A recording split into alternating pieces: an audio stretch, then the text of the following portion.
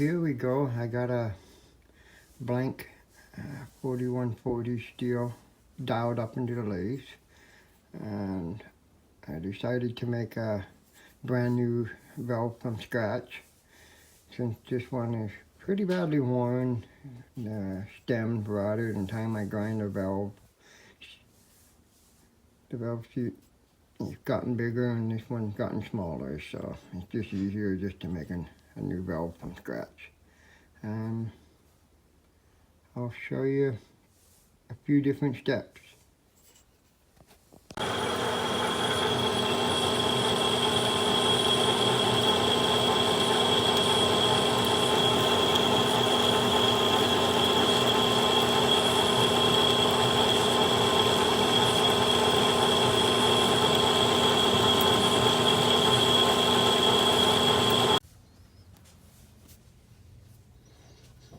Okay, here I've cut it down to the final size. All I have to do is just polish it quickly. And I ground up a little radius tool to kind of match it pretty close to the old valve.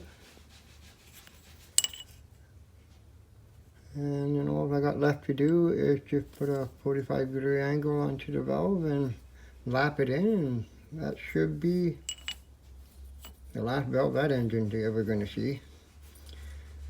And it's a one-piece valve instead of making it a two-piece valve. This original one had a two-piece, but I probably made over 100 valves, and I've never made a two-piece valve yet, but one day I might try.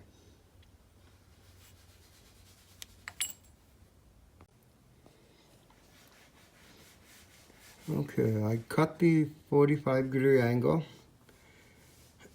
This is the setup I did it. I set my tool post up, if you guys can see that, and you swept it back and forth and cut my angle in it. And when I did this valve, I did it in all one straight setup. That way everything runs true to itself.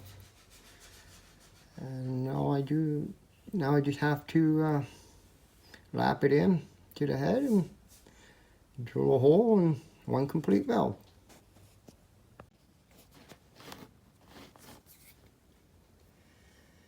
I have just finished lapping the valve in. I use a little black marker, and I just put it in a couple places, give it a quarter twist to make sure everything's all sheeted in properly, and this is about 100% a very good sheet, this job. But when you're using valve compound, always make sure you don't have any SS stuff on the stems, or that when you're done, because it will grind quite a bit of your valve guides out and do a bit of a mess. Old valves are garbage now.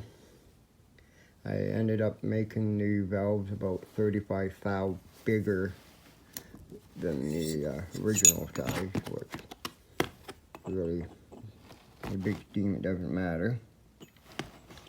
All I have left to do is just cut them down to final sizes and drill a hole at the end, and the head's all done. The valves are done, and that'll be it for this part. Hope you're enjoying some of this.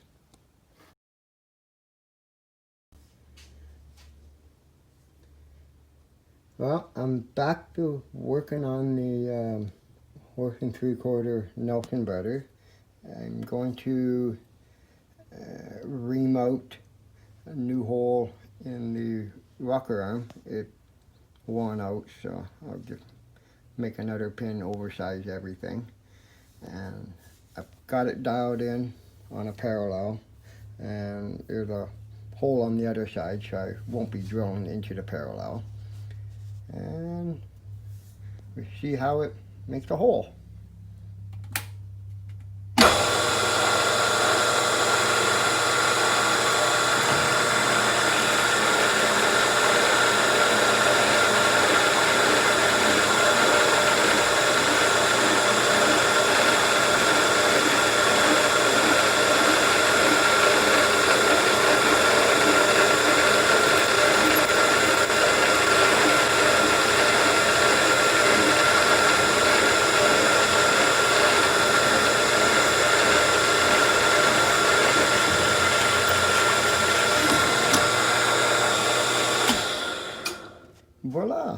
it's done.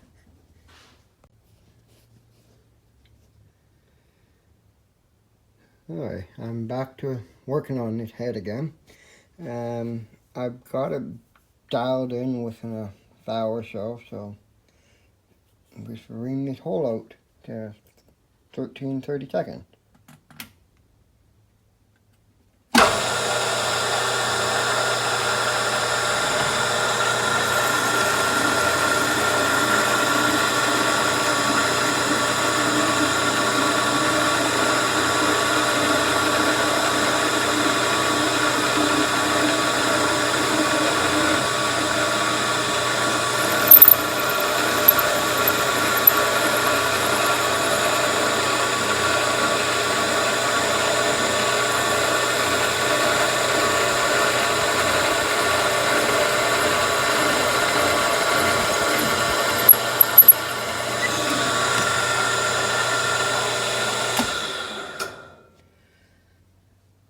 Yeah, now I'm bored out. Now we'll make a pin and should have a brand new shaft for the rocker arm.